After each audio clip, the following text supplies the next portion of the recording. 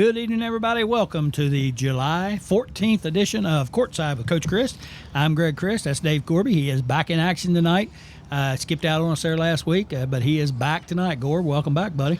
Well, we had negotiations to do, apparently. I didn't know that. Yeah, we got to work on that contract a little bit, didn't we? So we also have our guest tonight is already here on set with us, which we're tickled about. Mr. Marty Jones is going to be here with us all night tonight, and we're going to talk a little bit about the Coalfield Conference. These guys trying to get that thing rejuvenated and get it back on track like it used to be back when I was coaching. That was a pretty good conference, and through the course of time with consolidations and other things going on, it kind of fizzled a little bit, and these guys are trying to revive it. So he's going to be here talking about that tonight. But first things first, and one other thing, we are at Maggie's Pub tonight. Maggie's Pub here on Keller Avenue, out back under the gazebo or the whatever you call this, the patio, and nice and comfortable tonight. Last time we were here, it was about 100 degrees out here. We didn't know if we was going to survive or not, but we're good tonight. Nice and comfortable. Pretty cool out here. So yeah, good place to be. So come on by Maggie's Pub. Legal beverages, got a big TV out here, ping pong tables, got all kind of cool stuff to do. So it's just a nice place to come and sit down and have a cold drink. So welcome aboard. Anyway, before we go any further, what we like to do here at the beginning of each and every show is we like to go to our one eye in the sky, our weather and traffic helicopter man, Mr. Maggie McLeod. Muggy is up in the sky tonight somewhere. We don't know where, but we're going to hear from him now. So let's tune in with Maggie McLeod. Hello, Muggy. Are you there? Yes, I am, Coach. Fine evening to you and to all your people there in the studio audience. Right. This is Maggie McLeod with your one eye in the sky, NRN Chopper 1 traffic and weather report. We are hovering somewhere above Kegley and Princeton, or as we like to call it, the abyss. Traffic is flowing smoothly out on the turnpike where it's just too hot for troopers to pull over speeders, but not too hot to collect those tolls. That's right. Never too hot for that. We are now passing over Mossy like a rolling stone. I got it. Traffic appears to be moving along as slow as one could expect, because there's no reason to be going there and no reason to be in any hurry to get there. So make yourself at home where you ought to be. There you go. Yes, sir. Tonight's weather is brought to you by the Midway Motel, located somewhere midway between Mossy Creek and Pink Creek. Mention this broadcast and get the second night free at the Midway if you pay double the current rate on your first night. Can't beat that. Weather, oh, great deal. Today's weather, not as muggy, but hotter than a $2 pistol. Rain and crappy over the weekend. Coach, speaking of crappy weather, I want to give a shout out to my number 25th fan. She knows who she is, and she's feeling a little crappy and a little under the weather. I got you. We say get better soon. We love you, and we'll take you up in the NRN Chopper 1 helicopter soon. All right. Okay, Coach, this is Maggie McLeod, your one eye in the sky, NRN Chopper 1 and traffic and weather team, saying Arrivederci. Arrivederci. Muggy, thanks for calling in, and as always, Muggy giving us a little update on the traffic and the weather, and always spot on with it, Gorb. Yeah, I mean, I guess. All right. There's one thing I wanted to mention here on the show.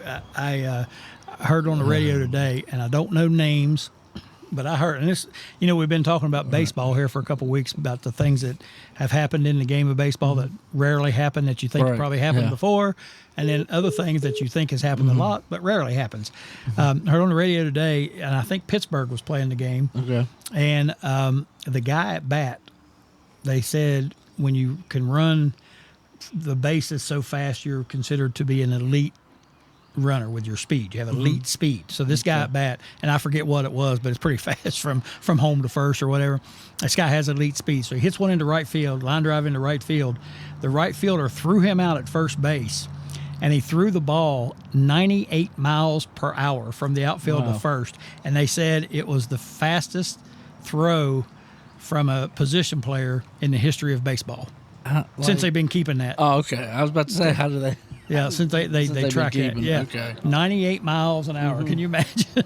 I mean, most of those pitchers don't throw it that fast, but 98 miles an hour from right field, and got him out at first. This guy's an elite runner, so pretty cool. But anyway, I thought that was interesting because of the stuff we've been talking about. A couple other things I want to mention here before we get moving on into the show.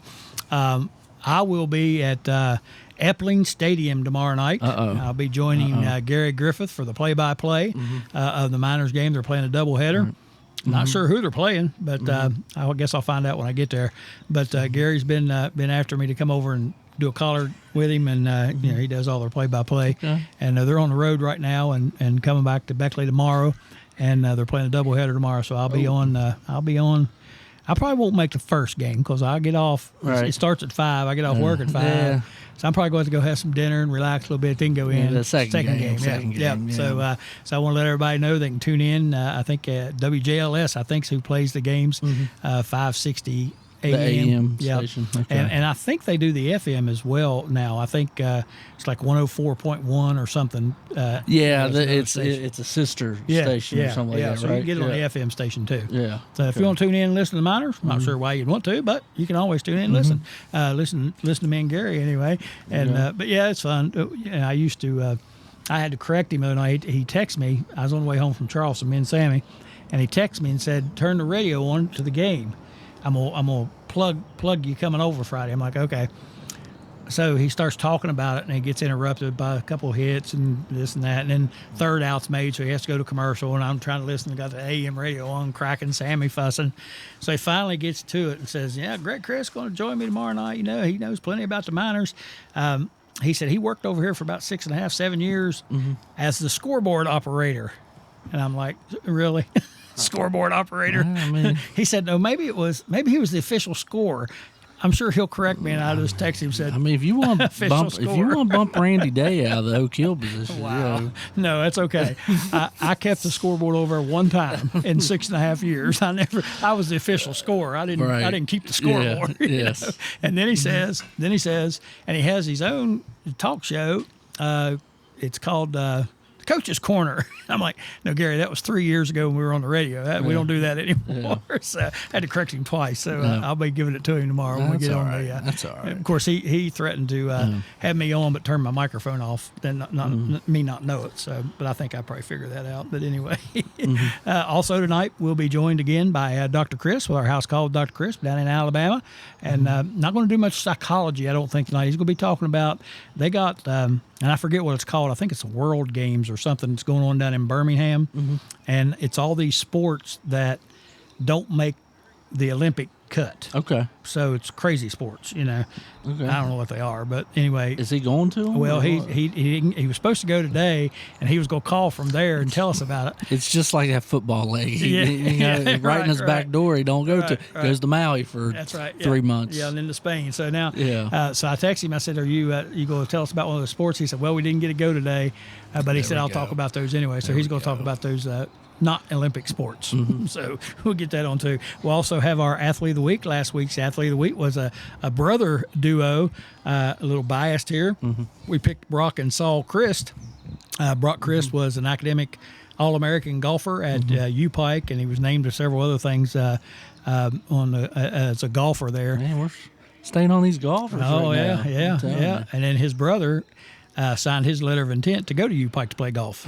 How did Coach McCall take about being the player of the week? He was thrilled. He was absolutely thrilled. I sent him a message and told him, I'll read the message to you, but I said a panel of experts, and then I put in parentheses, actually me and Gorby, picked you from a list of hundreds of candidates, and actually only one, and told him what he won and all that, and he said he was just honored and couldn't believe it, and he was thrilled, and he was going to invite me and you over to Glade for a round of golf with him. So I said, when's this happening? It worked out. So I told him, just let us know. We'll be there.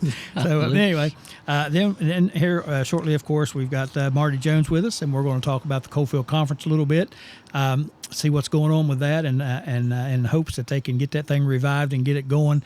I think they've got the right ideas and the right plans, and we're anxious to talk to him and hear about all of that. First and foremost, though, we're going to take us a break. When we come back, we'll have our Athlete of the Week for this week, and then we'll get into some of our callers and also talking to Marty. So I hope you'll hang with us here on all of that. I'm Greg Crist. That's Dave Gorby. This is also Marty Jones, our special guest tonight. We're coming to you live from Maggie's Pub here on Keller Avenue in Fayetteville. Nice place to come on out and have yourself a nice cold legal beverage. Pretty cool atmosphere out here. Stay with us. We'll return after these messages.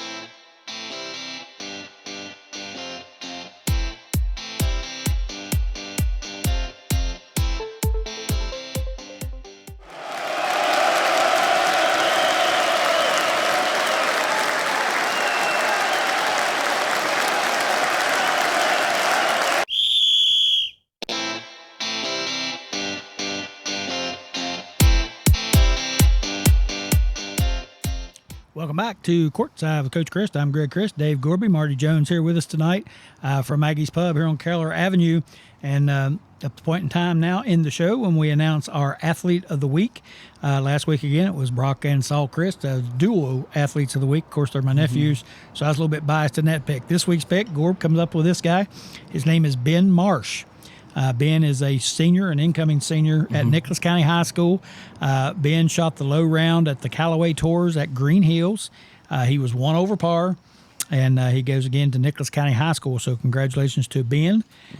Pretty good golfer from what I understand. Yeah, I've kind of watched him grow up there the past few years. Yeah. He's just getting pretty good up there, you know. Well, he's tall and lanky. Right, yes. You know, yeah. and that's what I kept telling Sammy. I'm like, Sammy, you got the body. Yeah, it's a perfect body for a golfer, tall and skinny. Yeah. You know, so congratulations to Ben Marsh, our Athlete of the Week. Gino's Pizza sponsors that. We appreciate Gino's for that, and we call it the Gino's Pizza Courtside with Coach Crist Athlete of the Week. Ben Marsh from Nicholas County High School. He'll be a senior coming in this year. Heck of a golfer, so we'll keep watch on him as he goes through his senior year on that golf course.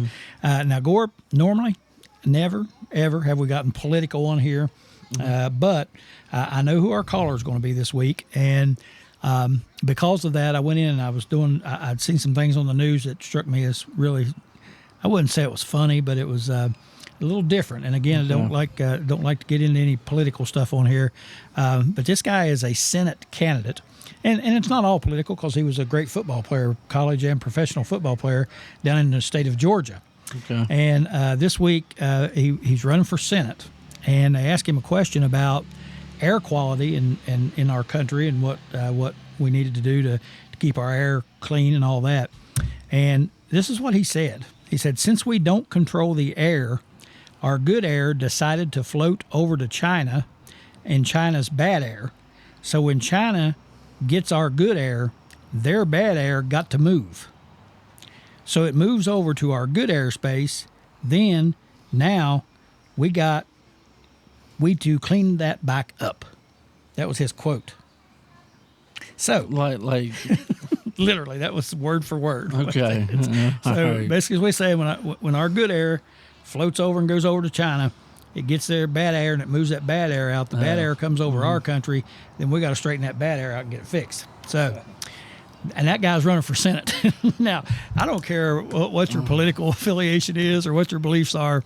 But those are people that are going to be in charge of running our country, and it just struck me as a little bit odd that he would say such a thing. And he said some pretty bizarre things. So, and because of that, our caller tonight is going to have some relation to that. I don't really know exactly what, and I'm not going to name that candidate's name. I'm sure you know who it is, but just knowing that he was a great football player at Georgia and went on and played in professional ranks, and now he's running for Senate. And it's kind of scary, when that's what you got going to lead our country. Not like I said, I don't care what your political affiliation is. You hear that and say, I'll vote for that guy. Yeah, something ain't right. So anyway, I like to throw that out there. I don't like to get political with anything, but I did want to put that out there and mention that before our caller calls in, because I know I don't know if he's going to talk about that or just have some relative relationship to the guy and to what he's talking about. Anyway, later on, when Dr. Crist gets on, he'll be talking about the sports down in Alabama that they're having, that they're not Olympic sports. They're sports that didn't make the Olympic cut, and he's going to talk about that. Last couple of weeks he's been talking about the expansion, and that's pretty interesting stuff. And since we've talked about it, what he said was going to happen pretty much has happened, and that's the domino effect. And now everybody's trying to figure out where West Virginia is going to end up, what's going to happen with all that. I did see yesterday where the Big 12 has said that they're going to be aggressive in picking up some teams. So, the three I keep hearing about is the Arizonas and Colorado. Right, they're not gonna wait around for Oregon and Washington or whatever to make a decision. Right, so right. And if that happens, then there'll be a little bit more dominoes. Oh yeah, on, yeah, oh yeah, yeah. So. And it's you worry about West Virginia and all this because if they do that super conference, they start leading toward that. Somebody's gonna get left out, and especially if there's 16 team super conferences, and it's kind of scary for West Virginia in that. But we were talking about that the other day, and some guy over at work was telling me, he's like, West Virginia's better in these teams. How, why would they not take West Virginia? I said, it's not about who the best program is. It's not. It's about how many eyeballs you got on a TV set. And it don't even matter if they're watching the games. If there's a TV set, that's what they count. And, teams like Rutgers, for example, they're people want them. They're desirable because of the number of people that watch them, And so, yeah, and West Virginia, everybody in our state could watch them, but it still wouldn't be as many as what watches or how many TV sets are in New Jersey or New York or Chicago, So we're at a disadvantage because of that. And we got a great following and great fans, and there's even money, but it just comes down to how many TV sets you got and who's going to watch. So anyway, hopefully West Virginia lands somewhere good, and even if they stay in the Big 12, which I'm not a big fan of, but if Big 12's got to stay aggressive and try to get, then that puts us in a better spot instead of just waiting around or whatever. Right. So anyway, hopefully, I get it. Everybody, fans, we want to be in ACC. I get that. Oh yeah. Yeah, we all want to be in the ACC, but ACC don't seem like they really want us to. Right, exactly. And exactly. I've always felt like the Big Ten would be the ideal place to go, because I just feel like we fit better in the Big Ten, and but I don't know that that's going to happen either. So anyway, all right, let's get another quick break in here before we take our audience caller, and then we'll move on. Again, we've got to talk to Marty here a little bit about the Cofield Conference. We don't want to leave him just sitting here. And Marty, I want to tell you, I know me and Gorb like to talk back and forth. Anytime you want to jump in, feel free to jump in. You go right ahead and jump in here and speak your piece. Don't worry about offending us or stepping on us, because we'll sit here and talk all night. So anyway, what was that? There you go. We had an audience caller. Got excited there for a minute. We lost the caller. Yeah, he must be having some phone issues Too because bad. Yeah. I know you're really disappointed. Yeah, our audience caller usually gives Gorby a pretty rough time, so that's why Gorby said too bad. So, all right, let's get a break in. Maybe he can get connected here in just a minute, and then we'll have him on. If not, we'll just move on, Gorb. I know, much to your chagrin. Let's keep this rolling. Here he comes. There's our audience caller. All right, here's Courtside with Coach Crist. Who am I talking to other than Mr. Late? Coach Crist, this is Herschel Walker. Herschel Walken. Hey, what's up, Herschel? The Herschel Walker. The Herschel Walken. I got to tell you, Coach, I'm a first-time caller. Ooh, first-time caller. You know what that means, and you can't typically hear it when we do the first-time caller fun stuff, but here's a drum roll. And there's your symbol. So there you go, first-time caller. Okay, Coach. You know, I hate to start over on a negative note. Right. But Coach, I think Darren would agree. We need more Gooby. Isn't it Gooby? Gooby. Yeah, close enough. Kind of like more cowbell. Coach. Well, we need more Gooby. Right. Boom. I love him. Yeah. Explore the space, Coach. Yeah. I like what I'm hearing. I hear you. Okay, you know, though, you mentioned it, and I think Darren needs to throw in a little more cowbell for effect every once in a while. Yep, I think so too. A little more cowbell's always welcome, isn't it? That's right. It wouldn't hurt. I mean, you're gonna want that cowbell. I'm telling you. Yeah, absolutely. And you know something else, Coach? That Muggy McLeod is legit. Yes, he is. Yep, he's spot on. His accuracy and his speed of speech and his professional delivery is to the moon, Coach. Yeah, impeccable, huh? And you know, I love the weather. We have the best weather in the world. Our air is clean until it floats over China. Then we have to clean it up when it floats back over the U.S. Yep. Oh, whoa. Yeah, tough stuff. Yeah. So, Coach, I was at the bar last night. I had, 1 or 12 legal beverages. All right. This guy says, hey, let's go over to the dance club across town. You driving? I said, no, I'm walking. Ba-boom. I knew that was coming.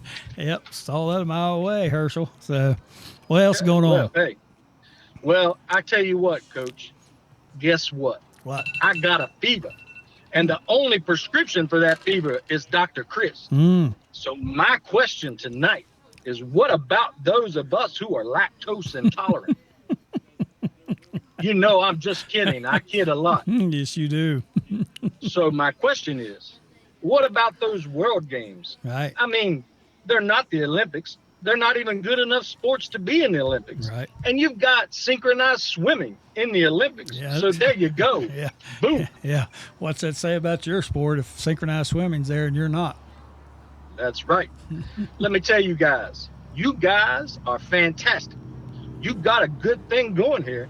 And with a few more Herschel Walken call-ins, you'll be stars, because Herschel Walken puts his pants on one leg at a time like you, except when Herschel Walken does it, he makes Roku stars. Okay. All right, so Herschel. Going to get that Posey guy now. I hope that's copacetic with his wife, Mrs. Posey. Yeah. He's a funny guy, and I like to laugh. Right. Oh, yeah. Yeah, you're a hoot, that's for sure. Yes, I am. All Don't right. forget it, Coach. All right, Herschel. We'll pass that on to Dr. Crist. Yes, sir. You, Mr. Gooby, you have a nice night. All right, Herschel. We appreciate you calling in, buddy. Yes, sir. All Keep right. breathing that good air, baby. That's right. Ba-boom. There you go. All right. Herschel Walken called in, Gorb. How about that? Something. Yeah, something else, isn't it? Have you ever seen the movie Envy with Christopher Walken? I think that's where some of that was coming from. Oh, yeah. And the guy on Saturday Night Live, We Need More Cowbell. Right, yeah. Christopher Walken. Oh, and that's Herschel Walken talking about the air in China. And, right. That kind of thing. So that's kind of where that all came from, in case you were wondering. And he was kind of easy on you tonight. He said we need more Gooby. Yeah. Right. Close enough anyway, huh? I guess. All right. Marty, I'm going to ask you a couple questions now. We'll kind of get out of order a little bit since you're here on set with us. We don't want you just sitting here putting up with our foolishness. But you guys, you and Greg Fournette are kind of spearheading this thing to get this Coalfield Conference back on track. When I coached and I meant to bring my things tonight, Gorb. I was going to do something really vain tonight. I was going to set my Coalfield Conference Coach of the Year plaques out here on the table for everybody to see, but I forgot them. Matter of fact, I don't even know where they're at. So there you go. But anyway, that conference was, back when I was coaching, that conference was good, and it was starting to fall a little bit, but it was because of consolidation and all the teams weren't playing each other, so it made it hard to have a real championship per se. We had it split up in divisions, which helped a little bit, but it just made it hard because you couldn't play each other and that sort of thing. And then the class structure started changing in classes, and we didn't have enough of these teams. We had too many of these teams and that sort of thing. What do you guys? First of all, what are the issues? What are the problems right now with this conference and trying to get it straightened out? Well, Greg, the main thing you have is the revenue. It takes revenue to make things happen for the student athletes, right. and at this process, we're raising money. We've got a group of people that's working on it. The coal industry's been heavily involved. Obviously, we got into this deal because one of the guys we referee with, he passed away at 44 years old, and we were just contemplating what we can do to keep his name alive, and we thought about giving scholarships and different things. But as we got to thinking, Ryan, he really liked kids. He liked sports. He liked coal. He worked in the coal industry. So it all tied together for us to start and help in this way. Right. So once you get some revenue going, we're as you was just saying, the issues you faced when you were coaching, they're still there today. Right. With consolidation, travel time, expenses for parents, being out late on a night. So there's going to be some division work. And also the schools, we don't have all the answers. The schools has got to help us with that. Right. And we know there will be some issues, and we feel confident enough that we got a lot of good people that's here to help us, move in the right direction, because the bottom line is we want to see the student athlete, the coaches, the athletic directors who put in the time be rewarded with, let's say, a conference championship, and we want it to be an event for them. We don't want it to be just throw out a basketball or football, or football obviously you can't do it, or baseball or softball and play. They do that every day. Right. So we want to eventually get into where we can give some academic scholarships to the student athletes. Obviously, we all know that basketball and football are revenue sports. We can't forget track. We can't forget tennis. And it takes people to manage this, and we've got ex-coaches that's wanting to step up. We've got people in the community that wants to step up, because obviously we have jobs, we got to work, but we can spearhead it, and we've got enough business background behind us to make it work. And the biggest thing we need from the schools, I ask from the schools, is give us participation and cooperation. We ain't asking them for money. We ask them to just participate and cooperate, and we will get them to where we hope they can be.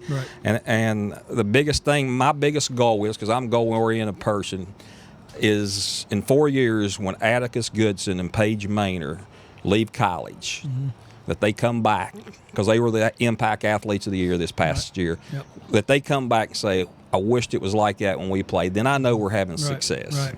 Well, and I think, a lot of people, like me, for example, know what it's about, know the conference, and understand the issues that you face.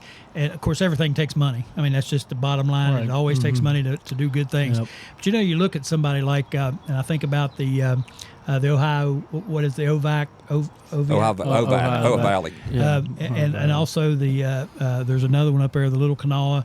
They have, their tournament of champions or night of champions or something up there every year, and that's a huge event, and it's a huge thing for for the coaches, for the kids, for the communities, and it's all because of their conference. And I just think people need to realize what good things can come out of having a conference like that, because you can do so many more things for the kids when you have a collective group, where you're playing games or playing a tournament, or just having one particular night where you do some stuff, and it's a lot like, us when we had we're doing the HIT tournament so hard. I was the president of that organization for several years, and what we tried to do was make it so these kids in these rural areas got an opportunity to play on a big stage, and we had the night of champions at Summersville or at Buckhannon, wherever we decided to play it, where they got to play in a nice arena and get some attention and that sort of thing. But having a conference like that really makes it all. You got everything right there you need with the teams, the kids, the communities. You just got to have people like this spearheading it and getting it organized, and coming up with the idea of things to do. And like Marty said, I think that your football and your basketball, that's your revenue guys, but you want everybody included, because there's so many sports now and really some good athletes in those sports. Well, going back to golf, I remember in high school in golf, regular matches are just 9-hole matches, but right. You probably remember Absolutely. The Coalfield Conference. Absolutely. It was a good little turn. It was an 18-hole day, and I think one year I played at Pipestem, and the other 3 years I played at Twin Falls. Right. But it was all those schools were there that day, and that's something you remember, right? That's something you remember, and that's what this is about. And like I said, golf and I mean tennis, soccer, volleyball. There's all these sports now that so many kids participate in, and some really good athletes. Right. It helps get recognition for them too. Yeah. Not only does it, create the conference and that atmosphere, but it gives attention to some of these sports that don't generate the revenue or the fan base that the others do. Still just as important, Well, and you're right, Greg. When you was talking about your athlete of the week there, it just dawned on me as you were talking about him. Nicholas County High School golfer. Well, he's in the Coalfield Conference, right. And as I was speaking about golf, we hope to do what you guys were just talking about, having a golf tournament for these student athletes, and whether we can do everything at one time, we just don't know. Yeah. But it's going to take time, as you know from coaching, scheduling. You got scheduling conflicts you got to work through, and all those type of things. Right. We currently have 13 schools, 7 AA's, 6 single A's in the conference, as you know, and with way classification changes now, you got 4 A's in some sports, and they're changing at 3 A's.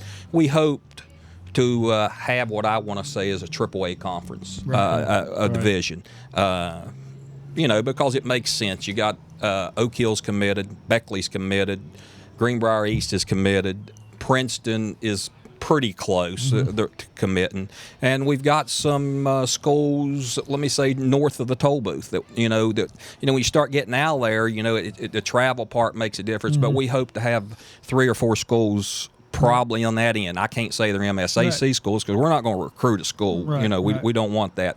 We've had a lot of calls coming to us, and whether it happens or not, it remains to be seen. But ideally, we'd like to have about 8 of each class, because of all the other sports, we just want to put time and revenue into those things. And you're talking about conference championships and stuff like that. Obviously, we may not be able to bring every team to the conference tournament. You may have to bring the top 4, top 5, whatever. Yeah. And we want to make it an event for them. We want it to be a fun time for them. We want it to be a fun time for old coaches, old athletic directors, because, listen, these people you put in a lot of hours and time with children. And if we can make a positive impact on these young student athletes, it'd be things they'll remember the rest of their life. Yep. I was talking to a guy today, of course, people that watch this show have seen him. Steve Crozier's his name. Crozier was a baseball man and a baseball coach for years down in the Kanawha Valley, and done a lot of strength training in the major leagues and done a lot of stuff. And he was talking about today the conference down there. I guess it's Kanawha Valley Conference, and that they I think at the basketball tournament this year they recognized some retired coaches, and he got an award. And he said, that's the kind of thing, because we were talking about this, and he said that's the kind of things that make conferences good and make people want to be a part of conferences and make people see the importance of it and that sort of thing. So, and he said, I was thrilled. He said, just that, that they recognized me as one of the retired coaches. He said that was the most awesome thing ever. And so that's pretty cool right there when you hear people talk about that. And I know, we'll get to that point with the Coalfield Conference, I think, and because we got too many teams around here, we got too many good coaches, too many people that are willing to put the time in, so I think that if you can get everybody on board and get them going again, I think it's going to be fine. The big problem I remember essentially was the teams. We're sitting there in the same division with, say, at that time, Oceana. And we're like, man, we can't go to Oceana and play basketball every year. It's too far, and because we got, you're driving right past Fayetteville, Oak Hill, Mount Hope to go to Oceana, and it's just hard for teams to get their schedules where everybody could play everybody, and it made it pretty rough. But I think, now I don't think it matters if you have a conference now or not as far as travel is concerned, because you're going to travel. That's just the way it is today. Right. It doesn't matter. What you do, you're going to have to travel. So have that conference, have your conference tournaments, your conference championships, your athletes, that you point out, your all Coalfield teams, whatever it is that you do, and that's what makes it special for the kids, and that's the whole goal. I'm sure just it make it good for them. Well, as you know, Greg, coaches and athletes put in a tremendous amount of time. Oh yeah, yep. and you got to make it fun for them, because the self pressure the athletes puts on themselves, the coaches, yep.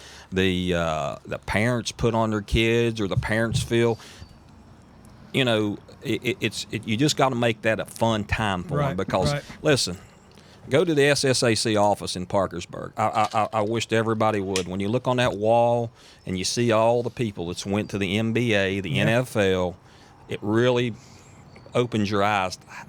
Everybody's not going to go do that. It's a small pool that gets that. Yep. And I wished every one of them can. I've been a parent, and I wanted my daughter who pitched in softball, I wanted her to be the best in the world. Yep. She gave it all she got, and that's all you can ask. That's right. And as an official, I referee Friday night football, umpired the 2012 Little League World Series. I don't worry about replay. I just want to get it right, because I realize the time, the effort, and the money, and the travel. And I want it right. And it's the same way Greg and I talked about this conference. Will we get everything perfect? No, we won't. Right. But with there's a lot of people out there that's willing to help and offer the advice and to do the work. And it's an exciting time for us. It really is exciting. Yep. And the next couple of weeks we're going to have a media day. Good. And we're going to bring in the fall sports. We're going to bring in, let the coaches and athletic directors, or whoever wants to decide who they want to bring, 2 or 3. We don't know what that number is, and bring them in and have the media there. Hopefully, you guys will be there, absolutely. and make it a fun time for them. Yeah, absolutely. And that's the first thing we're going to do. Of course, we're hoping to do it for the winter sports. As you know, there's not as many winter sports.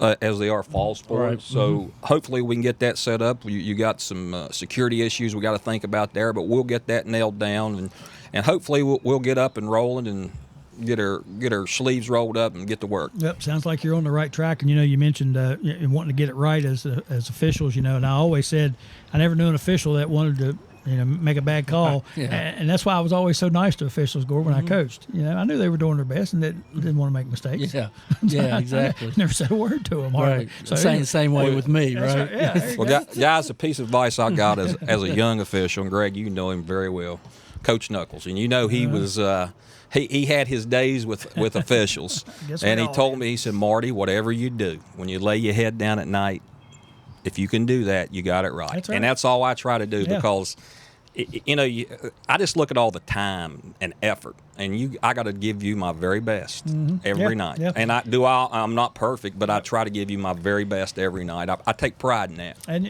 one of the things that always shut me up, this is no lie, if I'd be fussing about something and the official say, you know what, you're right, I blew it. What else could you say? Okay, and that's it. You're totally right. Yeah. I mean, and I've had to say, hey, Coach, I didn't see it that way. If you did, and I respect coaches, and I've never had an issue with a coach, and I'm grateful for that. Yep. Not an easy job. Well, staying on, would this be umpiring, but get away from Coalfield. What was the Little League World Series like? Yeah, was that a pretty good experience or what? Well, let's put it this way. This August will be the 75th year of the Little League World Series. And it's probably been about 400 people that's got the distinct honor to umpire that thing. So I was very, very fortunate the year I was there. I didn't get to go to the final game because they kind of weed you out by the region you're in. And I'm in the southeast region, which Goodlettsville, Tennessee, won and got to the World Championship game, so that kept me out. But good for those kids. They had a ride, but it was amazing. I was fortunate enough to call the Japan-Panama game, the international winners bracket game behind the plate. Cool. It was the best baseball game I ever been in my life. It's 3-1 Japan. Japan never worked replay. I don't care what call I made. They just never would go to replay. And I was thankful for that because, listen, guys, I'm not behind the replay every night. Right. And I had one overturned, and that's okay. I was okay with it. Yeah. But it was if you ever get a chance to go to Williamsport, Pennsylvania to watch the League World Series, I think it'd be cool. Yeah. It's awesome, man. It's an awesome event. And I was just back there in June. It was the first time I'd been back in 10 years, and had some little cold chills being out on the field. I bet. Yeah. He's the second guy I've met that called Little League World Series. You know Jack Cole from Summersville? Yeah. You know Jack? He used to coach basketball in Summersville. He was an umpire, and he always coached freshman basketball when I was first starting out. But Jack got a call at one time too. So that's cool. There have been five. There have been five of us. You probably remember. That'd be a pretty good process to work yourself up like that. Pressure, man. I'm telling you. You think coaching's pressure, man? It's pressure. But Urgie Smith. Yeah. Urgie. Who doesn't know Urgie? Urgie was the first guy to work the World Series, and I think it was '76. Then Jack done it. Jack actually worked the World Championship game behind the plate. Yep, I remember watching. Jack worked that. Then George Brooks. Oh yeah, I know George. And I was the fourth, and we had a guy out of Bridgeport who worked it in 2016 and had a heart attack. Mike Cook passed away 2 years later. But anyway, it's the evaluation process. That's why I have no problem with parents or coaches, man, because the work you go in. But then again, on the flip side, in West Virginia, we have better officials than most people think. Yeah. Oh yeah. And and I know fans are biased. I get all that, but we have good officials. Now, officials are a problem today. I mean, 10 years from now, that's a worry for me. Yeah. You wonder if you're going to be able to get any. It's that's hard right. to get young people involved. So, anyway, that's pretty awesome. Pretty good stuff, man. Yeah, we got a celebrity with us. That's what I'm saying. He came here to talk about Coalfield, and this man, look here, he's been behind the plate in Japan and Panama, man. Well, let me tell you one other thing, guys. That officiating career, I'm on the backside of it, and hopefully this Coalfield Conference will give me a lot of time to stay around coaches and kids and players, and I don't mind the work. I don't mind the stuff like that, and Greg don't either. So the officiating end is on the back burner. Good. It's exciting. I mean, I'm tickled that somebody's doing that because I'm worried that it's going to go by the wayside. And it's been there for so long, and it can be such a good thing. And I think you guys are on the right track, man. It's exciting. All right, we need to take us a quick break here, but before we do that, Gorb, we want to mention a couple things. Number one, you guys subscribe on YouTube. That's right. Subscribe. New River Network. New River Network. Like it and subscribe. That helps us out. Also, we're going to be going down to Charleston next weekend, next Saturday, I think it is. And we're going to be going down and covering Coach Tex Williams' Legends Dinner that he's having at the Civic Center. And I found out today that it is sold out. Wow. And they've had to send people's money back because there's no tickets left. And so over 1,500 people going to be there. I know some of the names, and hopefully we're going to get to interview some of these people. Mike D'Antoni's going to be there. Coach Don Nealon's going to be there. And numerous other folks, Coach Pruitt is going to be there, from what I understand. So a lot of big names going to be there for this program, and it's going to be great. Texas worked tirelessly to get this thing I guarantee done. it. And you know how he is. Yeah. And I've talked to him several times, and all he texts me every time I'll say, Tex, how you doing? You hanging in there and taking care of yourself? He'll say, get the podcast ready. That's what he always tells me. Get the pod ready. He said, get the pod ready. That's why he calls it the pod. and I try to explain, like, Tex, it's really not a podcast. It's like a live stream TV show type thing. I said, I guess you could call it a podcast. It's what today's called. That's right. If you want to call it a podcast, it's a podcast. You talked about that, Greg. That's going to be one of the largest sporting of sports athletes. In the United States. Yeah, oh yeah. So it's not just a little West Virginia thing. Right. It's the largest gathering of sports athletes in the United States, and it'll be it's awesome. going to be a nice time. And there's going to be some really, really great athletes there. Yep, looking forward to it, man. It's going to be fun. We're supposed to get interviewed. Most of them, they've kind of thrown it to us to take care of that. But I told Tex, I said, Tex, he said, get the pod ready. I said, I got one request. Funnel these names over to me so I can interview them. And so he's going to have runners down there, and I think he's going to try to. But it's like I was telling Crozier today. I said we don't want to bother them while they're eating dinner, and try to interview them while they're eating. But they're going to eat. The buffet starts at 10:30 to 12, and then 12 the program starts. So we're just going to cover the program. We may have a few interviews if we can work it out, but we're not really worried about that as much as we're just showing it. And again, because people are not going to be able to go because it's sold out, and they're having to send money back to folks. So we want to let everybody know that they can tune in and watch it live. We'll have it all live in HD, and they can tune in and watch it on Facebook, YouTube, Roku TV, the Greenbrier Valley channel. Lots of different ways to watch it, so we hope everybody will tune in for that. All right, let's get us a quick break in. When we come back, we'll have Dr. Crist on the phone talking a little bit about these non-Olympic sports, and then we'll talk to Marty just a little bit more here before we close it out for the night. I'm Greg Crist. That's Dave Gorby. This is Marty Jones joining us tonight. Talk about the Coalfield Conference. We're at Maggie's Pub here on Keller Avenue in Fayetteville. We hope you'll stay with us. We'll be back.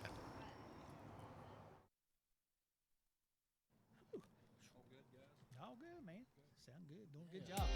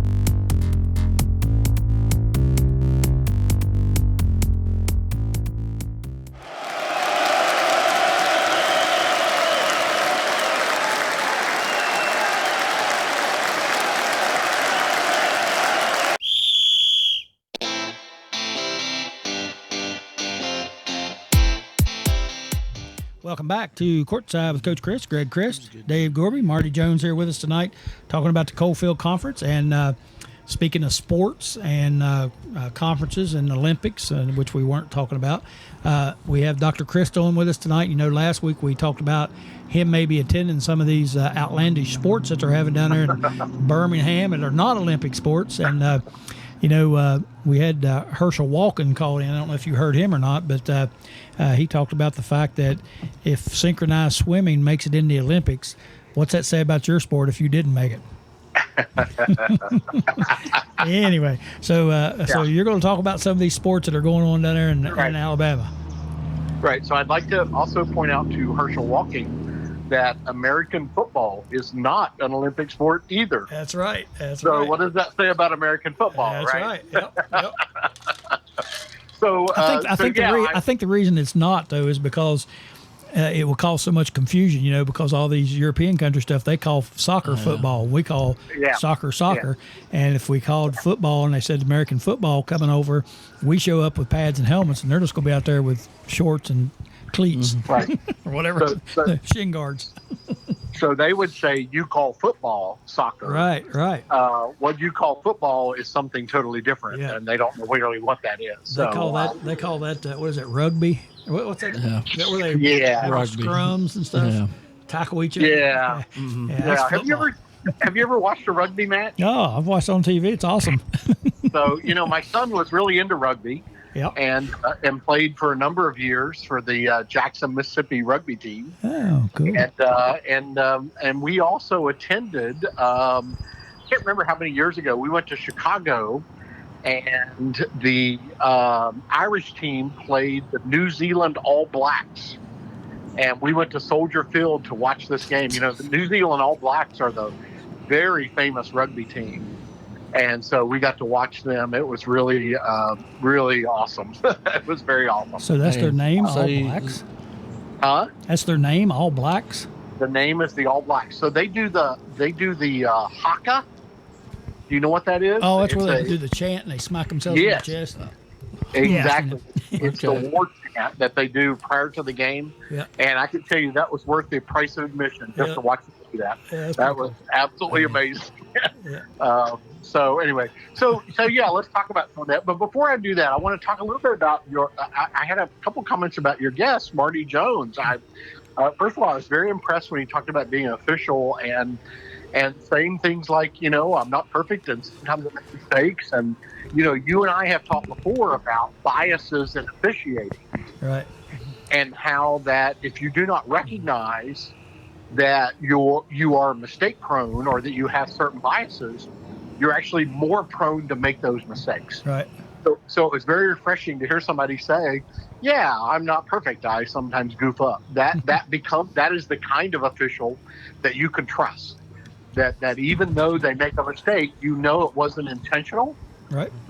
And you know that it wasn't driven by some internal bias they have. Right. Right. And most of the officials that I had would say, you know, they talking about mistakes, they would say that one of the only mistakes they ever made was that they thought they were mistaken, but they were right. Yeah, exactly. Marty's got something to say. Well, yeah.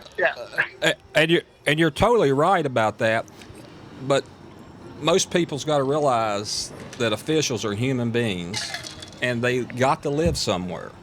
Yeah. My daughter played softball. I never wore her school shirt. My wife and my daughter was ready to hang me. and I understand it, but at the end of the day, I still had to go to these opposing schools and referee their games. Yep. And I couldn't be dad. Was that unfair of her? Yeah. It might have been unfair of me, but I had to look at it from the big picture, and I thought I'd done the right thing. Well, and you know, we had, speaking of umpires in baseball, we had Larry Barnett on. And Marty, I don't know if you know Larry Barnett. Yes, I do. He of course had the infamous call in the '75 World Series with Ed Armbruster. Yep. And he told me that night that he said, I still get death threats from those people in Boston. Yeah. You know. Yeah. So you got to go home. You know. And yeah, he said he still gets those. So yeah. So Marty, let me ask you. You have a shirt on tonight. A Ball State University shirt? Yes. Is that where you went to school? No. No. I grew up in Mullins, West Virginia. And yes, he does. And yes, he does know Randy Biggs. He knows Randy Biggs. Okay. and my best friend in the world was Coach Knuckles. I miss him every day. And one of his former players was the athletic director at Ball State, Mark Sandy. And that's where it came from. And I've been fortunate enough. Coach Knuckles has meant so much in my life, and it has put me to where I'm at today, along with my parents. But Coach Knuckles has made a huge impact on me, and I could never thank him enough. Yep. We'll go back. Awesome. I want to go back to Coach Knuckles here in just a second, but you know any famous alumni from Ball State? Yes, I do. I do. All right, Andy, you go first. So one of my probably one of my favorite Ball State alumni is David Letterman. That's who I was going to say. Oh, we all had the same one, so he must be the only one. David Letterman said, you know, if you go to Carnegie Mellon and you walk into the main hall there are a bunch of paintings, and below each of those paintings it says hung by the Carnegies. And then if you go to Vanderbilt and you walk into the same main hall, has all these paintings that say hung by their Vanderbilts. And then he says, I went to Ball State. Right. Well, you know, we'll stop there. Ball State over the years has had some very good athletic teams. Yes, they've had some very good competitive teams. They have. You sound like you're like our audience caller tonight. Yeah. Anyway, so was it good for me to lose the headset? No, you would like Evan Gore. You have to go back and watch it and listen to it. But we were talking about Coach Knuckles. I was telling Marty that I got the honor of doing his last interview before he passed. I had him on. It's when I did the radio show, the Coach's Corner, and interviewed him on the radio one night. And then about a week and a half later, he passed away. So, and I was fortunate enough that I got that on a recording. So Rick still has it on a DVD. So he burned it for me on a DVD. Still has it. So pretty cool. Yeah. Right. All right. Well, let's talk a little bit about the World Games, because this has been a really cool thing for Birmingham, Alabama. My home for 36 plus years. Yep. My wife and I lived there. My kids grew up there. My kids went to high school there. They, two of my kids graduated from Hoover High School. So, if you are a fan of high school football, at least in a national sense, you are very aware of Hoover High School, because they are perennially one of the top-ranked high school football programs in the country. Yep. And my two oldest kids both graduated from that school. So we grew up there. So this World Games thing has been a huge deal from Birmingham. Now, unfortunately, it got postponed because of COVID. It was supposed to happen last summer. And, of course, we have since moved, so we didn't get a chance to be up there. But basically, the World Games is a bunch of sports that were kind of Olympic-type sports that didn't make the cut. So what are some of those things? Well, I mentioned about your caller, Herschel Walken. Mm-hmm. American football is not one of those things. So it turns out in the World Games, one of the events is flag football. Do you remember playing flag football in high school? Heck yeah. Isn't that cool? Yep, that so is cool. Apparently, guess what? The United States just won a gold medal today. And I think it was men's flag football. And if I'm not mistaken, the women's flag football championship is either tonight or tomorrow, where the USA women's team is playing in that to try to get a gold medal as well. Huh. Another popular sport in the U.S. that's not part of the Olympics would be bowling. Right. Right? Bowling is a very popular sport in the United States. In fact, you guys have your show at a bowling alley most of the time, right? Yeah, and it's always packed. Yeah. It's always packed. Well, guess what? It's not in the Olympics, but it is in the World Games. Yeah. Women's softball. Ooh, now that's good there. I don't know why. Women's That's softball. that should be an Olympic sport there. That's good. Well, you would think, but I think it was, and then it got cut. Think golf bumped it? Did golf bump it out? Golf may have bumped it. The USA today defeated Japan 3-2 to win the gold medal at the World Games in softball. Cool. What's another one? Oh, the one we were thinking about going to was billiards. All right. So the billiards tournament is tonight. So there are all these different games. Now, there are games that you've never heard of. I'm looking at the list right now. Yeah, Gorby's looking at the list right now. Yeah. Korfball. That's the one I was just looking at. Korfball. Torfball? So It starts with a K. Korf. Yeah, korfball. Krfball. Korfball. All right, let's hear So about let that. me explain korfball to you. Yeah, I have no idea. I have no idea. I looked it up. I started reading about what the rules, and I stopped about halfway through and said, I have no idea what it's about. Well, it looks like there's like a thing they're trying to put a ball on in this picture. Yeah, it's kind of like basketball. It looks like there's a shelf. Like looks like it's a shelf or something Yeah, like that. it's called a Korf shelf. Yeah, it's kind of like tennis. Nah, I don't know if that's what it's called. There you go. It's probably Explain not. the rules there, Coach. Yeah, and it's also a male-female sport. I think I read where you have to have 4 males and 4 females, and males can only guard males, and females can only guard females. I've been involved in some of those sports. Yeah. So, that's at the point I stopped reading. So, there is also canoe water polo. Canoe water polo. That's pretty much self-explanatory. Yeah. That's And actually, my brother-in-law, my wife's brother, attended beach handball the other day, which is kind of interesting, right? Yeah. So now, what does this have to do with anything? So as I think about that, I think about what we call egocentricity. That is, we tend to be egocentric, and that is focus on the things that are important to us, that are familiar to us, that only have meaning for us. And to me, the World Games really, part of it represents the egocentricity of the U.S. and Americans who think that their sports, the things that we revere, the things that we produce and we promote and we root for, are the best things everywhere. Yep. And guess what? They're not. Nope. There are these other countries that have these different sports that do these other different things that are kind of exotic to us. But in those countries, these sports are normal types of things. They compete, they have leagues, they have competitions, they have championships. They have all the things that we have for all of our other sports. Right. Yeah, we're just not familiar with them. Right, and I think you look back on that. Back when we were kids, I can remember we'd be watching the Olympics, and it was crazy then that they had ping pong at the Olympics, and we would watch these Asian countries. They were unbelievable ping pong players. And we're like, my gosh, man, those guys are good. Yeah. But it's because that had been a competitive sport for them for so long. Here it was just a recreational thing, That's right. Yeah. So I've got a quick question to ask you, Greg. All right. Who is the best ping pong player in our family? I guess Frank James. Oh, in our family.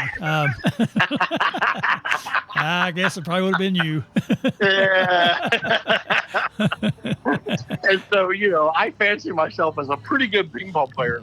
So I go down to this place. There's actually a place in Birmingham where they sell a lot of this ping pong and billiards equipment and so on.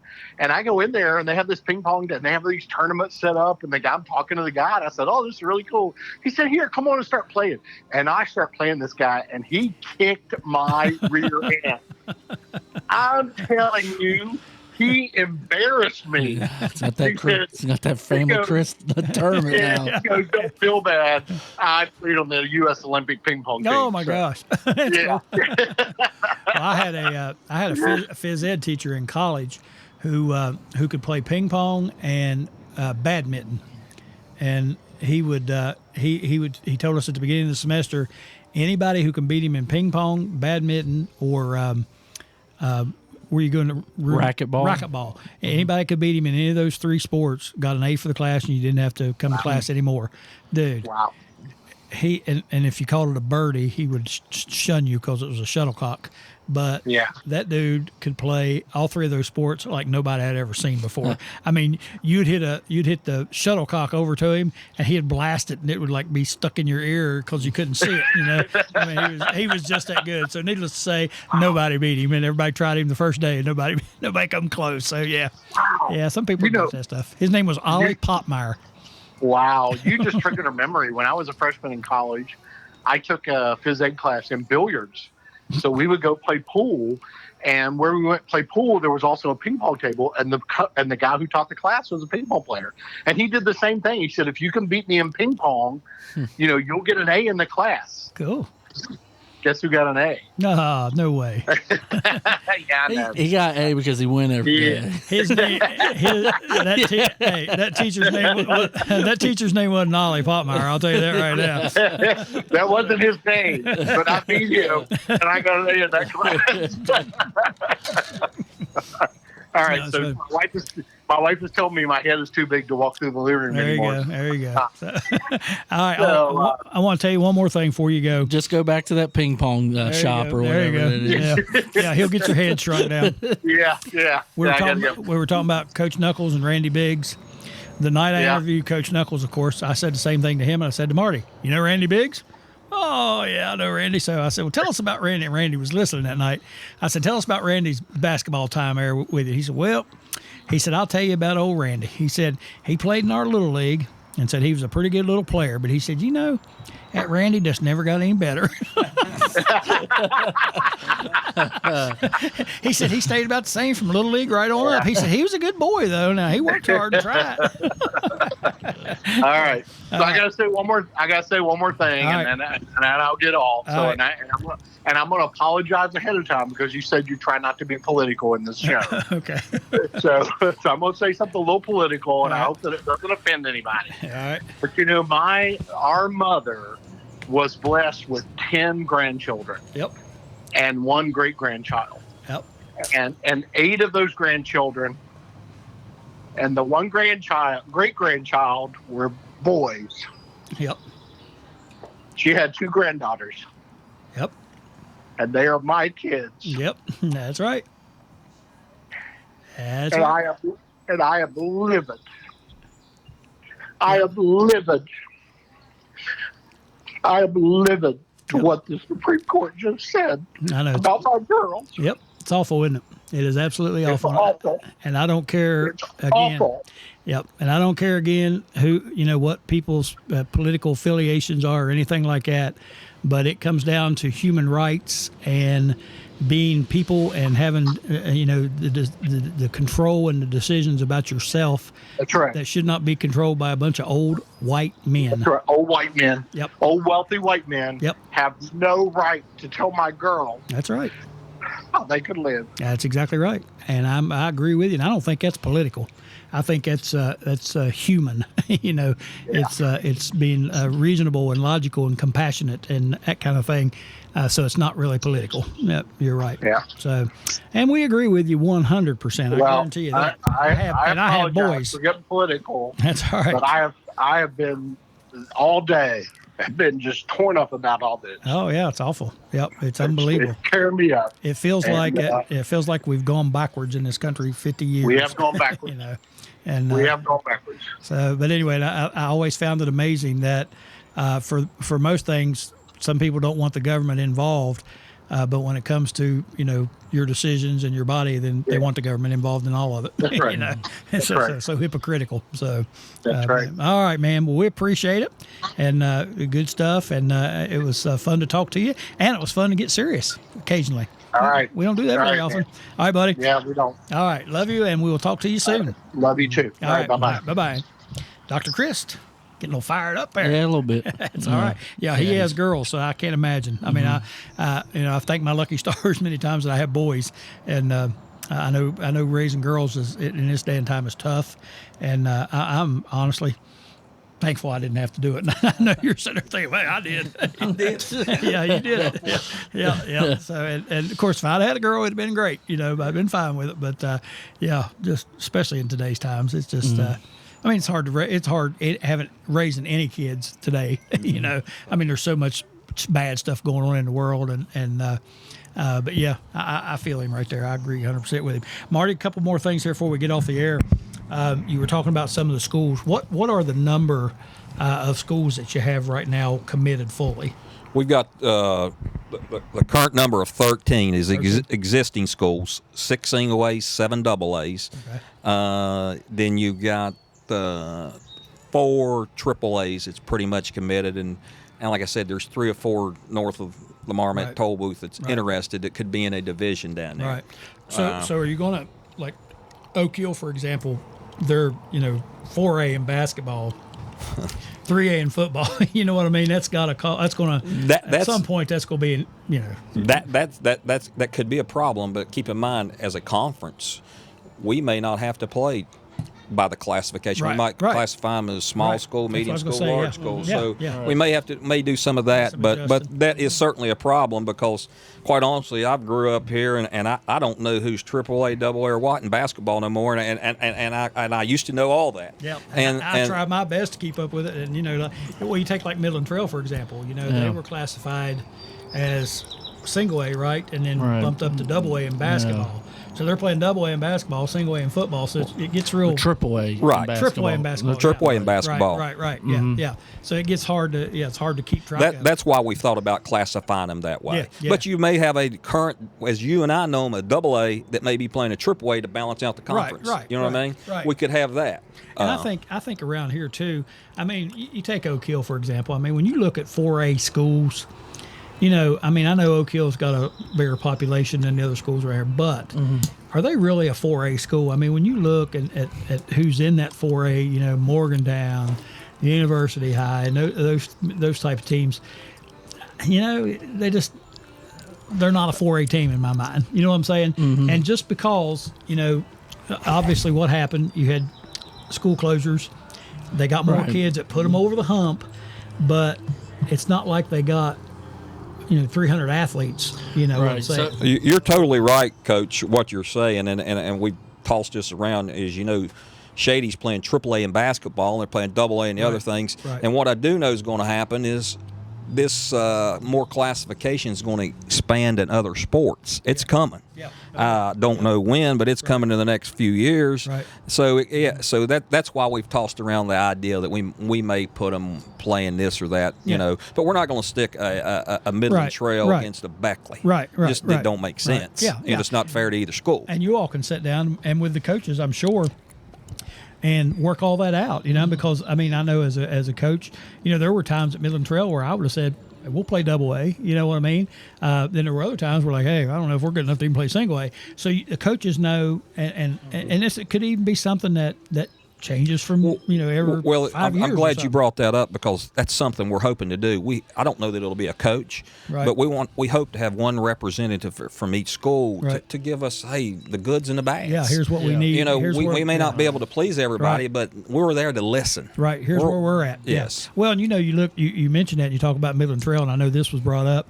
They talk about some of the parameters, some of the things that they used to classify when they did this classification was like your proximity to the capital, the county seat. Yes. And your proximity to economic things.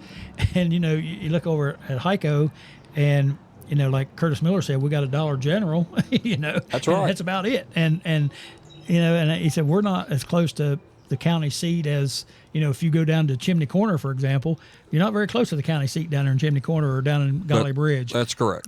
So it was some of the stuff they used. I just don't know how we can. Right. I don't know how we can make all this classification work. That's something we got to wade through. Yep. But one thing I can assure you, it's going to be fun for the coaches and the kids, and that's got to be our whole goal. Yep. With Ryan Haga, I may have told you guys that's what Ryan passed away, and that's what got us into this. Right. And we're having a golf tournament, Greg. It was scheduled in April the 9th, I think, and it snowed on a Sunday of all days. Well, Glade it's at Glade Springs, so they have all their golf packages in. So we had to move it to September the 11th. September 11th. We have currently 240 golfers. It's the largest non-corporate golf tournament Glade's ever had. Awesome. And we've got, as you were talking about, Tex is going to speak there. Larry McCloy from the WVSSAC is going to speak. Owen Smith is supposed to. I don't know because things moved. We're getting ready to get ramped back up, but it's going to be a nice event. Hey, I'd like to. You guys want to come over and spend a little time? Come, come on. You can talk to these people that knew Ryan. Talk about the conference. It's Sunday, September the 11th. One other, the governor's coming. The governor, and I don't know about now because of 9/11 with prior commitments. You just don't know how that's going to work for a governor. Right. But we've got a lot of good things going for the conference. It's just we're eager to get going. Right. Now maybe 4 months from now you might ask me that. You might think I might tell you I'm crazy, but I'm done. Yeah, but I'm not a quitter. I mean, hard work don't bother me. But as long as we see success from the kids and the schools, because at the end of the day, somebody's going to win, somebody's going to lose. Yep. But that's the way life is. It's up and down. Mm-hmm. Just hope everybody has fun. Everybody has fun because everybody can't be a champion. That's exactly right. Well, I think you guys are on the right track, and anybody out here listening that wants to pitch in and help, get a hold of Marty or get a hold of us, and we'll let them know. Greg Fournette, of course, involved as well, and we'll be happy to pass on the word to them if if it's a financial support, if it's physical support, whatever you can offer, that'd be great. If you want to volunteer to help them do something, just let some of us know, and that'd be a cool thing because it's a good thing, and it's going to be a good thing, and I think it's going to work out because I think a lot of people are eager to see it succeed, and I think that's going to be that's the crucial part. People want it to succeed. Right. So get involved. Also, don't forget the golf tournament, September the 11th. We'll try to get out there and cover it. That sounds like fun, and sounds like you got a good showing already. 240, I think you said. Yes. Biggest non-corporate. Right, that's huge. Yeah. So that'll be awesome, and we'll remind folks of that as we go along. You still have room for people, or you have to cut it off? Well, at the current, as I speak right now, no, we don't. But, when you go from April to moving, you may have some people cancel, but we've got people inquiring to play. If somebody wants to play, tell them, call you, call Greg, call me, somebody. We'll work out somehow. Oh, yeah, get them in there somehow. So, absolutely. All right, well, that's going to do it for tonight. Been a fun night. Got a lot of good information here, and it's been a heck of a night. And I really enjoyed it here from Maggie's Pub. I want to remind you guys, too, make sure you go to YouTube and give us a thumbs up, like, and also subscribe on YouTube. And that's the New River Network. You can go in there and subscribe to that. Also on July 22nd, which is next Saturday, we'll be down at the Charleston Civic Center for Tex Williams' Legends Dinner. Going to be a huge event, and if you can't, tickets are sold out. So if you don't already have a ticket and you want to see what's going on down there, just tune in to New River Network. We'll have the entire show down there that day.